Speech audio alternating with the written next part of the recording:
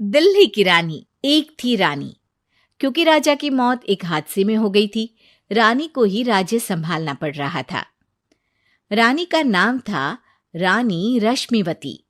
रानी ईमानदार थी और प्रजा की सेवा में लगी रहती थी। एक दिन उसके दरबार में 3 नौजवान आए, रमेश, सुरेश और दिनेश। कहो, क्या सहायता कर सकती हूं मैं तुम्हारी? हम आपके दरबार में काम करना चाहते हैं ताकि जनता की सेवा कर सके। लेकिन अभी तो तुम्हारी उम्र बहुत छोटी है। तुम लोगों को तो अभी अपनी पढ़ाई पर ध्यान देना चाहिए। हमारा मन पढ़ाई में नहीं लगता। माता पिता को लगता है कि हम किसी के लायक नहीं हैं और हम साबित करना चाहते हैं कि हम लायक हैं। उत्साह बहुत अच्छा है, मगर अभी उम्र कच्ची है तुम लोगों की। अरे उम्र से क्या होता है रानी जी? शास्त्रों में लिखा है कभी किसी के ज्ञान को उसकी उम्र के आधार पर नहीं देखना चाहिए। बात तो सही है तुम्हारी। और अगर सच में तुम अगर ये संकल्प करके आए हो कि तुमको यहाँ काम करना है, तो पहले परीक्षा देनी पड़ेगी।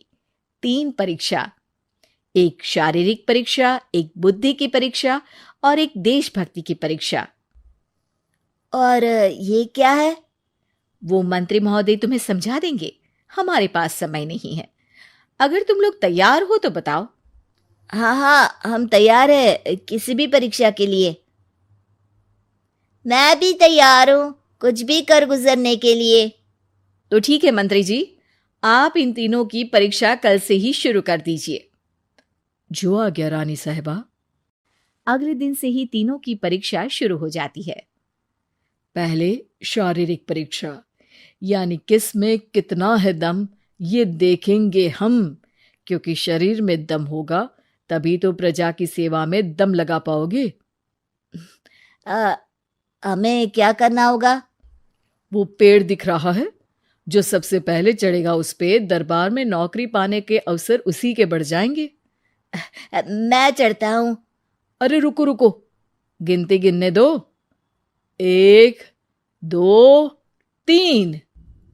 3 की गिनती के बाद रमेश और सुरेश भागकर पेड़ के पास गए, मगर दिनेश आराम से पेड़ के पास गया। जैसे ही रमेश और सुरेश आधे पेड़ तक चढ़ गए, दिनेश ने उन दोनों की टांग पकड़ के उन्हें नीचे गिरा दिया और खुद पेड़ पर चढ़ गया। दिनेश की जीत हुई। अरे लेकिन इसने बेईमानी की। बेईमानी नहीं की, बुद्धि लगाई। शरीर के दम के साथ दिमाग में भी दम होना चाहिए। क्यों मंत्री जी? हाँ, बात तो तुम्हारी सही है। लेकिन बात अगर बुद्धि की है तो बुद्धि की असली परीक्षा हम कल लेंगे। शाम को जाकर मंत्री रानी को सब बता देते हैं। यानी दिनेश उन सब में ज्यादा होशियार है। जी रानी साहिबा। अगले दिन तीनों की बौद्धिक परीक्षा का समय होता है। आज हमें क्या करना है मंत्री जी? थोड़ा सब्र करो, कल जल्दबाजी में ही हारे थे तुम। सही कह रहे हैं मंत्री जी। अरे तू क्यों ज्यादा बोल रहा है? तू भी तो हारा था ना कल। ए दिनेश, ज्यादा होशियार मत बन। अरे लड़ो मत। आज की परीक्षा पर ध्यान दो। आज की बौद्धिक परीक्षा में ये कुछ बोरे हैं, कुछ में नमक है और कुछ में रुई। जिसको जो ले जाना है उठा लो। देखते हैं कि कौन जल्दी से कोई भी एक बोरा नदी के उस पार लेकर जाता है। समय शुरू होता है अब। तीनों बोरों की तरफ बढ़ते हैं। सुरेश, नमक की बोरी भारी है, ले जाने में मुश्किल होगी। हाँ, सही कह रहा है। रुई हल्की है, हम दोनों रुई लेकर चलते हैं। अरे भाई, मैं तो नमक लेकर जाऊंगा। रमेश और सुरेश ये सोचकर हंसते हैं कि आज तो दिनेश हार ही जाएगा। दौड़ शुरू होती है। 1, 2, 3। तीनों नदी की तरफ भागते हैं। रुई में वजन कम होने के कारण रमेश और सुरेश आगे निकल जाते हैं और दिनेश थोड़ा पीछे। पर जैसे ही वो सब नदी में जाते हैं, दिनेश की बोरी का नमक गलने लगता है और वजन कम हो जाता है, जबकि रमेश और सुरेश की रुई में पानी भर जाता है और बोरी का वजन बढ़ जाता है। अरे ये इतनी भारी क्यों हो गई रमेश? अरे मुझे क्या पता, शायद जादुई बोरी है। अरे लगता है कि हम बेवकूफ बन गए। बने नहीं हो, तुम हो ही बेवकूफ। इतना तो पता होना चाहिए कि पानी में नमक गल जाएगा। दिनेश का पूरा नमक गल जाता है और बोरी खाली हो जाती है। वो जल्दी से रेस पूरी कर लेता है। इस परीक्षा के विजेता भी दिनेश ही हैं। उसने दिमाग लगाकर दिखा दिया कि वो बौद्धिक परीक्षा में भी रमेश और सुरेश से आगे है। अब कल तुम्हारी देशभक्ति की परीक्षा होगी, जो स्वयं रानी मां लेंगी। रात को फिर मंत्री रानी के पास जाकर बता देते हैं कि आज की परीक्षा में कैसे दिनेश ने अक्लमंदी दिखाई और बौद्धिक परीक्षा में भी उसी की जीत हुई। अरे वाह, दिनेश तो हमारे बहुत काम आ सकता है। हम उत्साहित हैं कल की परीक्षा के लिए। वो तो ठीक है रानी साहिबा, लेकिन हमने सुना है कि पड़ोसी राज्य का राजा आकाशदीप हमारे राज्य की सीमा में घुसपैठ कर रहा है। ये तो चिंता की बात है। हमें जल्द ही कुछ करना चाहिए। अगले दिन रमेश, सुरेश और दिनेश अपनी आखिरी देशभक्ति की परीक्षा के लिए दरबार में आते हैं। प्रणाम रानी साहिबा। नमस्कार रानी जी।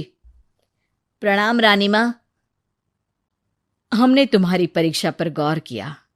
दिनेश आगे हैं। हम तुम तीनों में से किसी दो को ही दरबार में काम दे सकते हैं। किसी एक को आज जाना होगा। तो देशभक्ति की परीक्षा के लिए तैयार हो? पूरी तरह से। मैं तीनों से एक ही सवाल करूंगी। जिसका जवाब सबसे सही लगेगा उसे तो नौकरी मिल ही जाएगी।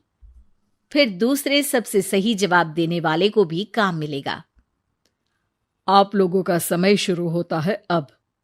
ज्यादा सोचने का समय नहीं होगा। जो मन में पहली बात आए उसका जवाब दे। तो सवाल यह है कि तुम इस मिट्टी के लिए क्या कर सकते हो? मैं इस मिट्टी को साफ रखूंगा। यहाँ के लोगों के भोजन की कमी को मैं पूरी करूंगा। मैं यहाँ के लोगों को गले लगा लगा के उनको खुशी दूंगा रानी माँ, और गरीबों के लिए घर बनवाऊंगा। मैं इस मिट्टी के लिए किसी की जान भी ले सकता हूँ रानी माँ। मंत्री, दिनेश को एक तलवार दो। जी रानी जी। दिनेश, पड़ोसी राज आकाशदीप की जान तुम्हारे हाथ में है। जाओ, अपना काम पूरा करो। आज रात को तुम उस पर हमला करोगे जब वो सो रहा होगा। दिनेश वहां से चला जाता है। रानी माँ, ये आपने क्या किया? अभी किया नहीं है मंत्री जी। आप आकाशदीप को संदेशा भिजवाओ कि पड़ोसी देश का एक कातिल रात को उन पे हमला करेगा और दिनेश को पकड़वा दो। अरे, ये आप क्या कह रही हैं? और क्यों कर रही हैं आप ऐसा? राजा को लगेगा कि हमने उसकी मदद की, उसकी जान बचाकर। वो हमारे राज्य का पीछा छोड़ देगा और हमारा एहसानमंद हो जाएगा। और दिनेश का क्या होगा? इस राज्य को दिनेश जैसे शातिर और लड़ाकू लोगों से ज्यादा जरूरत है ऐसे लोगों की, जो लोगों को खाना खिलाने की और खुश करने की बात करे। और ये गुण सुरेश और रमेश में है। इन्हें नौकरी दे दो। दिनेश बहुत चतुराई से नौकरी हड़पना चाहता था, जिसके लिए उसने रमेश और सुरेश जैसे दोस्तों का भी नुकसान किया। पर रानी ज्यादा चतुर निकली। उसने एक तीर से दो निशाने लगाए। दिनेश जैसे खूंखार युवक को राज्य से बाहर करवा दिया और पड़ोसी राजा आकाशदीप को अपना एहसानमंद कर लिया। पूरा दरबार रानी की जय जयकार कर रहा था।